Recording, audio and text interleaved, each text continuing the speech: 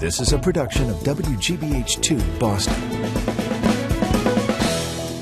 I'm Emily Rooney. Welcome to Beat the Press. Our topics: the politics of sex and sexism. Is Bill Clinton's past fair game, and how far should the media go? Plus, bomb scares, once taboo for the press, now a nightly news event. And if you talk about your favorite TV show on Facebook, Nielsen is looking for you. Plus, our panel's Rants and Raves of the Week. Joining me are Adam Riley of WGBH News, Josh Benton of the Neiman Journalism Lab, Dan Kennedy of Northeastern University, and Callie Crossley of WGBH News. First, you've heard the phrase, all is fair in love and war. Well, apparently it applies to politics, too. When Hillary Clinton called Donald Trump sexist over his behavior toward women, Trump fired back, saying her husband's past sexual indiscretions were also fair game, putting the media squarely in the middle.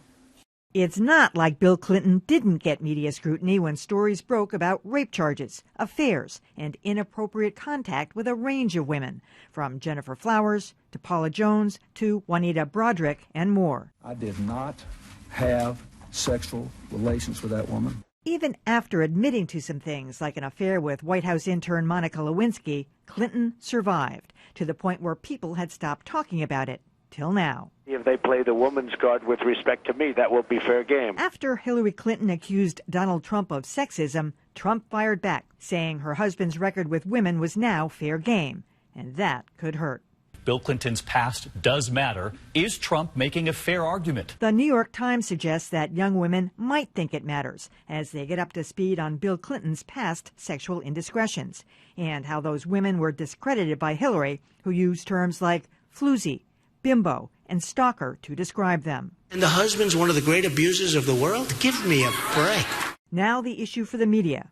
How many of the images like these do we resurrect, and how often? I have to say that I think it is fair game. I mean, it's material that it's not that old, but you forget about it. It goes into the past. Hillary was the one who really fired the first salvo on this by calling him, I mean, he had had some behavior that might have warranted it, but she didn't have to say that. The media was saying it for her, in a sense. She brought it up. He goes and delves back into this. And I thought it was interesting the way the New York Times phrased that piece the other day, because we're all old enough to remember these events. It was, it happened decades ago, but it really came to the forefront in the early 90s. But a lot of these young women, including people in our newsroom, didn't know anything about it. They're going, really? And it's giving them pause. Many of them, of course, are Hillary supporters, declare themselves feminists, and the way she behaved towards these women at the time is also problematic. Well, the media has always loved the Clinton scandals, real and imagined. Some of these are very much real. Some of them are imagined.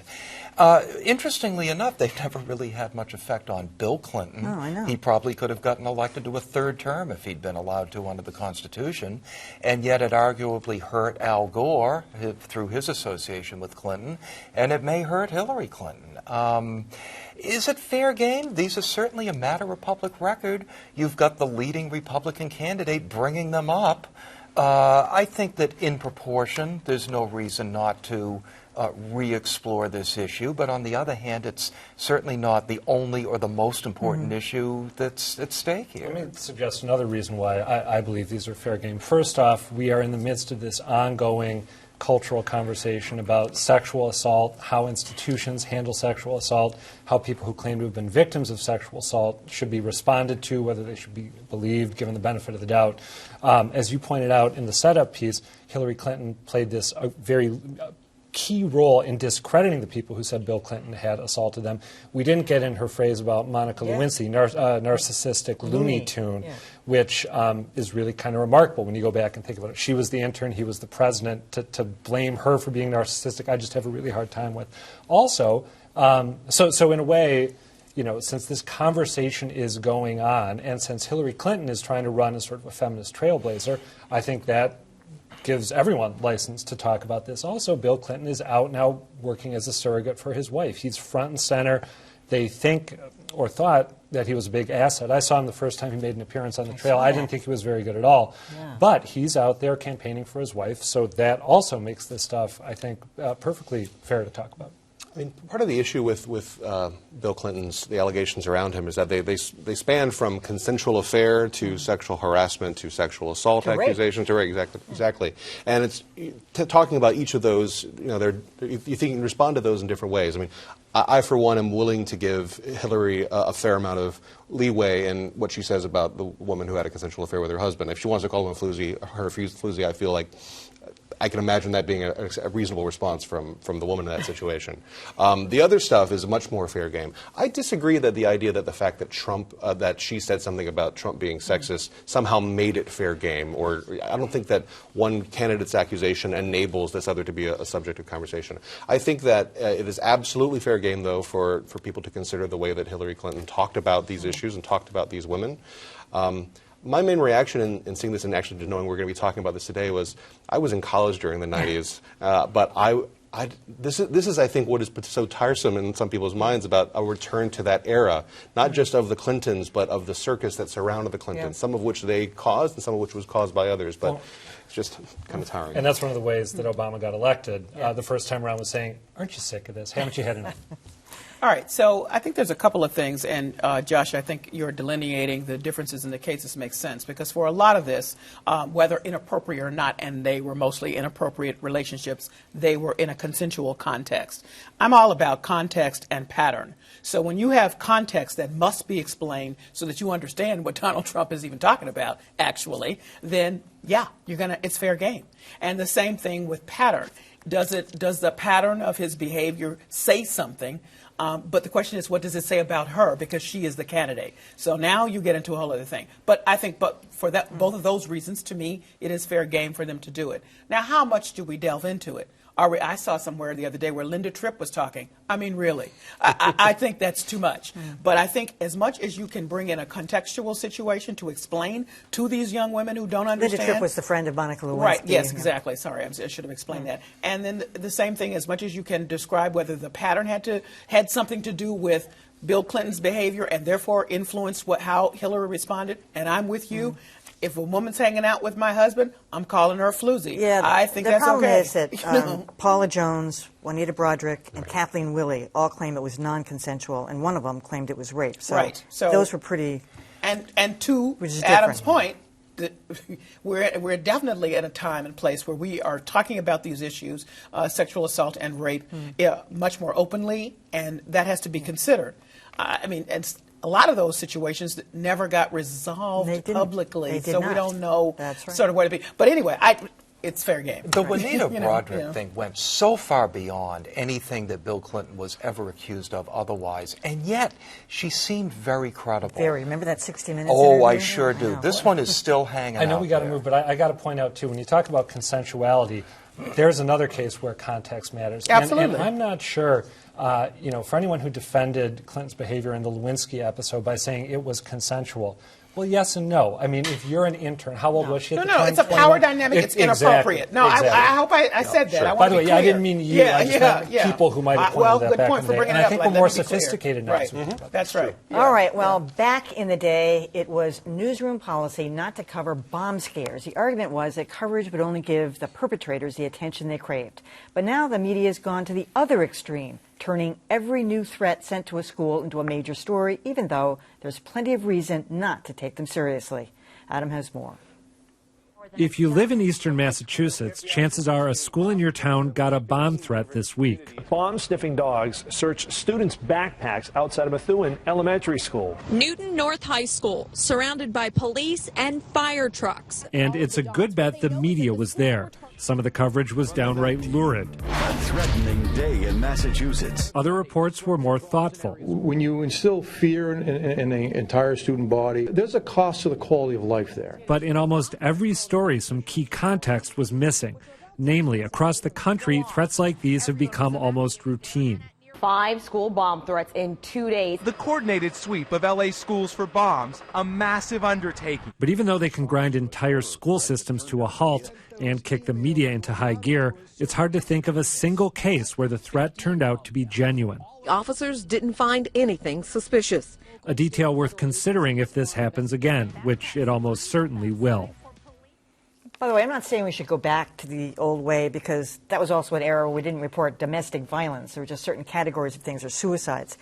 But it's one thing, I think, to notify parents, to let a school community know that something's going on. But then to have this kind of rush and breathless coverage of it, I mean, as you said, Adam, I can't think of a single, including Columbine, that wasn't something where somebody called in advance. I mean, that was a whole different thing where people brought guns to school. But where a bomb threat has been borne out to be real. And, a lot of these hoaxes were, typos that came through, emails that were just so obviously, concocted by emails with students. Typos, there were robocalls, there were live calls, so threats of shooting. I think really the onus is on us, the media, because we whip these things in before you know it. And then I think the law enforcement community, they're obligated to get the kids out there with their backpacks, and once it reaches that level, they can't treat it. And they can't dismiss it. I do wonder, though, I take the point about the media's responsibility there, but I think there's also a significant responsibility on the part of school districts and law enforcement to be smart about understanding a real threat from a non-real threat. Now, I'm not a law enforcement officer. I would not be the right person to do that. But I thought it was very telling when, not too long ago, when the Los Angeles School District shut down all of its schools for an entire day, the second largest school district in the country. The exact same threats were sent to the New York School District, and New York said, you know what, this is not credible. We're not going to shut everything down. And again, I'm not the law enforcement person who's going to make that distinction, but apparently New York saw the same piece of evidence and interpreted it differently. And I wonder if, I can understand why, I can have sympathy for the media, if you're seeing an entire school district shut down all of its schools, or you're seeing, this army of backpacks laid out and all the kids disrupted, hundreds, on any given day in America, 1 out of every 4 Americans is in a school. They're either a student or a teacher. What happens there has big implications for the audiences of these news programs. I get the media angle, but I really think it's up to, it feels like an output of the zero tolerance movement, the idea that every small incident must be completely amped up, and that's the only way that you can avoid criticism. I wonder if that same idea can be taken to these threats. I would give the Los Angeles school officials a pass because it was in the immediate aftermath of San Bernardino, and it's understandable that they were jumpy and perhaps didn't react the way they normally would.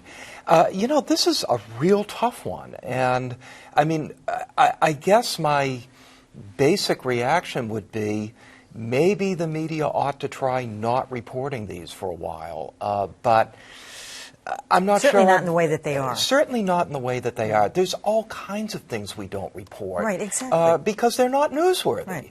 And maybe these aren't newsworthy. Certainly, these are copycat threats at this point. The threats keep being made because the media is reporting them.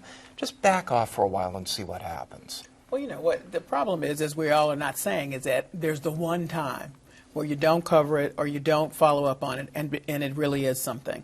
So I would say with regard to New York and Los Angeles, New York has a lot more experience being alert and ready for a terrorism threat. So they're looking for certain things. They're a little bit more up on it than L.A. was. But if that's your kid at a school, how do you tell a parent, well, we might not respond to it, we might not cover it? I don't know. I don't think we have to cover it. I agree with you. But at the same time, I don't know if law enforcement is going there, it's likely we're going to cover it. I guess that's what I'm saying. Yeah, so it starts a domino effect. But you have to put it. I mean, I understand going there. I understand, but putting it on the air and this. I don't know. Well, I know what you're saying. Yeah. I mean, I guess my response to that would be, I don't think we have to report on it, but I do think school officials ought to be letting the families know. Right. Say, hey, we got this threat. Absolutely. We don't think it's credible. Yeah. We're going to have school, and let parents decide what to do with that information. I don't envy any school administrator or law enforcement member who has to make this call because, as you pointed out, things like Sandy Hook and San Bernardino do happen, and you would hate to be the person who decided this wasn't credible and then it turned into something. That being said, I don't have any issue with news organizations reporting it, but my problem, looking back at some of this coverage, is we tend to report it as if this has never happened before. If you looked at the coverage of the 15 schools or however many it was that got threats in Massachusetts, you would not have been reminded of the LA situation. You wouldn't have been reminded of all the threats going back into 2015. And if you could contextualize it, maybe give some numbers. Yeah, Eric Levinson at Boston.com actually did a piece in which he found that the FBI doesn't even track the number of threats of this sort that are made. Maybe we should start, and then we can highlight that, how we get nearly 1,000 of these in a given year or whatever, and they tend not to pan out. I think all that would be helpful. It doesn't need to be a brand new, oh my gosh, look what's happening. Exactly. And also the WHDH graphic, awful. The flames coming out the side, tense day, disturbing stuff. That's ridiculous. Exactly. All right. Well, the venerable Nielsen ratings are the benchmark by which broadcasters negotiate ad rates with advertisers. But Nielsen has struggled in recent years to keep up with the ever-changing viewing habits. Now it says adding Facebook will help measure those elusive viewers that advertisers crave.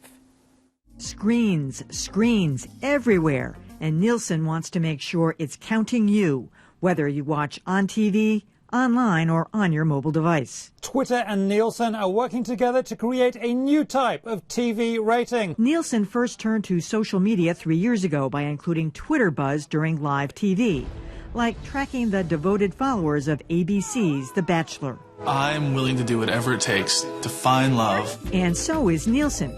So now they're going beyond Twitter to include Facebook and Instagram in their audience measurement.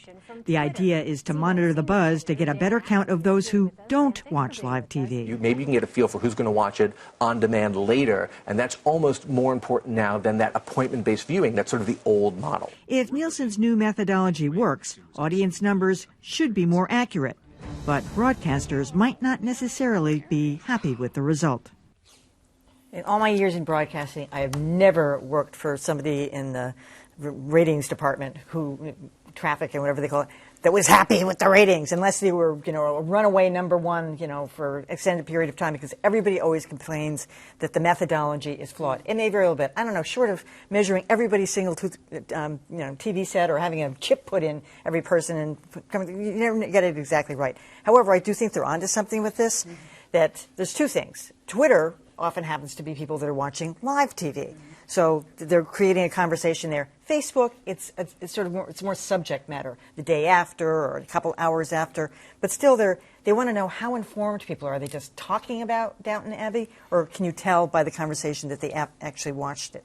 I think they've already started to, if not totally solved, the DVR issue, because they can now tell when somebody has time shifted, which is a big issue, especially for programming like ours, like this show, Greater Boston. There's a lot of time shifting that goes on. So, I want to see them get it right. I think everybody does. Yeah, I agree. And it certainly makes all the sense in the world to try to capture what's going on social media to come up with the most accurate numbers possible. What I'm a little bit concerned about is that we're going to see what's happened with newspapers, where the Alliance for Audited Media wanted to try to capture paid digital in addition to paid print. And they've used this methodology that's just bizarre. People are sometimes counted 2 or even 3 times. And I think, and so you've got this inflation going on in the paid newspaper reader count that really everybody knows it, but nobody knows what to do about it. I think you may end up with the same thing here. Oh, you're watching it on TV? You watched it once. Oh, you talked about it on Facebook? You watched it twice. Yeah. And you're still only talking about one viewer. True. I think there's a couple of issues. First of all, I hate Facebook for always changing the rules about how they gather private conversations. So this is, just to be clear, these are private conversations they're going to be delving into, which makes me crazy. On the other hand, social media with regard to Twitter, I'm always amazed about a couple of things, and we saw a little bit of that as they showed us how many people were on Twitter, how many people were watching certain programs. It's always smaller than you think, because sometimes the power of it can be amazing. So I'm thinking about Thursday night on ABC, TGIT, that's Shonda Rhimes' Thursday. She literally, because of Twitter, owns that night, because she's on, the whole cast is on, there's a robust conversation. I have to make sure I'm not anywhere near it because I tape it and I don't want you to tell me until I get ready to watch it. But it's been amazing. So if they weren't capturing that, they lost a lot in understanding who was watching in real time. And then, much as I hate how they're doing it for Facebook, who then is talking about it later.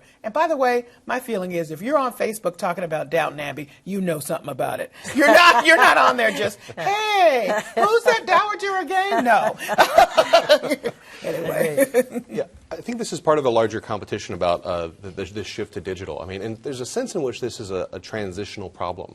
Like, you know who knows a lot about the viewing habits of their customers? Netflix. Because you're getting it directly from Netflix. They know exactly when you started the program, whether you got 5 minutes in, whether you got all the way through, whether you went back to restart it again, whether you binge watched the whole thing.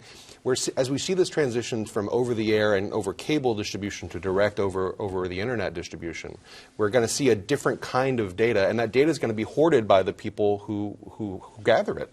We had an interesting incident about a week ago where NBC claimed to have uncovered how many viewers Netflix programs actually had. They used a terrible methodology that I would not trust at all, but Netflix doesn't have to please advertisers, and they have this data that is better than everyone else's, and they get to keep it all to themselves. So I think Netflix is really trying, Nielsen's trying to play this game. One other thing we saw this week was Facebook announce something called Facebook Stadium, which is an attempt to create a live sports watching experience inside Facebook. Because every time I watch a Saints game on Sunday, it'll be a while until I watch another one. I'm there with Twitter. That social media live television interaction is really crucial for everyone to figure out. All I can find on Facebook is happy birthday, which is like, it's got to end. Wait, just birthday well wishes. You had a birthday recently. Happy birthday. Everybody does. Happy birthday. That's all anybody does now. It's like grown adults. It's like you're out of your mind. I want anyone else to have a birthday on the panel in the near future? No. I hope we need so. To maybe clarify just a couple things. My sense, and tell me if I'm wrong, you've corrected me on air before, and sometimes I need it. Usually I need it. But they're looking not only to measure total viewers, but also the way people interact with these programs. And that's worth stressing. It's sort of the intensity of your engagement. And they don't really know, as I read about this, how they're going to use this metric. They come up with this new social thing that includes Facebook and Twitter. What's it going to be? How much heft is it going to have? And are advertisers even going to care? They will care because, they will. Because I think they will. If they're really engaged with The Bachelor or something else, they're going to say, these are people that don't just have the TV on. They're watching it. And talking about it. Which makes difference in terms of the advertising. The other thing that I think we should highlight with Facebook, and I have your same reaction, Facebook, even if you want to make it private, you can't make it private. You've made a devil's bargain by getting on it. If I understand correctly, Facebook is going to be monitoring the private, whether they're public conversations or private conversations people are having. They'll be keeping track, sort of like the metadata that we talked about when Edward Snowden had his leakages. Facebook will be providing metadata, not the content of the private conversations. That's what they say. Exactly. Right, that's what they say. That's the claim. All right. Yeah, and I don't trust Good summary, Adam. Time now for our rants and raves of the week, starting with Dan. I have a rave for the Washington Post and for its executive editor, Marty Barron, who have kept the heat on for the past year and a half to bring home their reporter Jason Rezaian, who was held by the Iranian authorities on unspecified charges and finally is home. I believe that can't wait to hear from him. Absolutely. You know, Washington Post is going to have the definitive story. Oh, there. absolutely. I don't know who's going to write it. I don't think it's going to be Jason. But no, well, they did a great job. And this when your employer does that, this is just good for morale. Definitely. It's good for everybody moving in the same Marty direction. Was all over that. I remember a few years ago when the late Anthony Shadid was working for the Globe, when Marty Barron was editor of the Globe. Shadid actually was shot and injured in the West Bank, and Barron was on the first plane over there. And this is how you exercise leadership. Definitely. And great job, Josh. 20 years ago today, somewhere in Midtown Manhattan, someone clicked a button, and the New York Times debuted on the internet. Is that a rant or a rave? This is a rave. Today is the 20th anniversary of the New York Times having a website. The first great American newspaper to really decide to invest in the web. They've done a lot of good things and bad things. We have some examples of what it used to look like. That's what it looked like on AOL before the launch. Really beautiful. Cool retro. Yeah, exactly. They announced it in the newspaper that day, of course, because, of course, that's where they were going to announce it in 1996. Their new on-line service. The New York Times introduces a website. Readership in cyberspace. The Times has gone through a lot in the last 20 years, positive and negative, but nonetheless, the New York Times is one of the very few American newspapers for whom the change to the digital, to the internet, is a huge opportunity to reach many millions of people who they couldn't reach before. They still have a great newsroom, have enormously talented people working on all their digital products, and I think congratulations for 20 years. All right, Kelly. I have a rave for covers of both a magazine and and a newspaper. So the first is for Time magazine. They are talking about the poisoning of an American city and the crisis, the water crisis. Look at that, in Flint, Michigan. This was shot by Detroit Free Press photographer Regina Burns, a photo of a 2-year-old child whose mother, of course, was bathing her child in the water. She did not know it was poison, and so he's exhibiting the skin rashes. Of course, inside they'll have the detail of the story. It's a reminder about the power of photographs, and also Regina Burns spends some time talking about how she came to get the photo and the relationship she built with the mother to get the details of this. Also, shout out to the New York Post. Boy, they are the headline writers. Just love this. This weekend will be whiter than the Oscars, talking about the snowstorm that hit New York City. They're always clever. It's just a reminder that as we've been talking ad nauseum here on this conversation about online and social media content, that there is still power in print, and certainly these are journalists putting together the best way to really get people into a story, and it should just be acknowledged. Was it in the last week that they had the picture of the Statue of Liberty giving Ted Cruz the finger? That was the New York Daily News. Daily News. Oh, I'm sorry.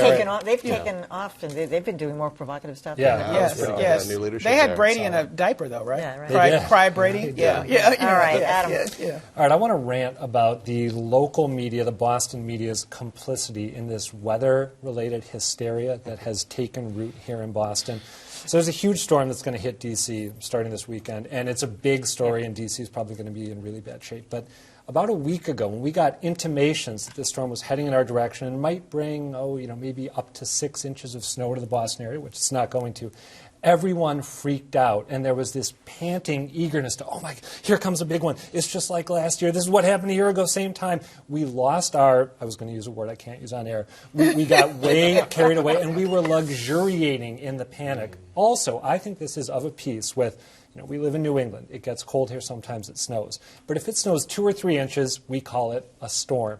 If it is in the 20s, you turn on the radio, you turn on TV, you pick up a paper, and you hear about frigid temperatures. That's that bogus wind chill thing. It is. Well, it might or may not be because of wind chill. It is but we bogus. need to regain a sense of perspective. We don't live in Florida. Right. We don't live in Virginia. Let me just we say live in this. Massachusetts. Tone it down. When the American and the European models align, and they did, Sure. there is reason to have some panic. I take both models That's all I seriously. say. But we were talking all I'm about saying. 6 inches. That's not the storm. I of the want to have. century. I'm going to end this tonight with a sorry. rave for my friend and former one-time colleague Martha Raddatz, who has now officially been named co-host of This Week. Let's hope they're not going to call it This Week with George Stephanopoulos. But in case people haven't noticed, Martha's been doing every other week as the host since 2014. I didn't realize. Yeah, so now they're making it official. I think they started to notice that, guess what, the ratings didn't change when Martha hosted it versus when George Are they kicking him Stephanopoulos off? That no, would be good news. so now they're rotating. Every other week. She does it one week, he does it the next, and it's going to be called This Week, I hope. I hope they don't call it This Week with George. That would really talk about sexism. Let's hope they don't do that. She's been great in the debates. She's I was going to fantastic. say, that was, David Muir. oh my God. All right, that is it for our show. Tell us what you think. Email us, tweet us, or leave a comment. We're always on at beatthepress.org. I'm Emily Rooney. Thanks for watching.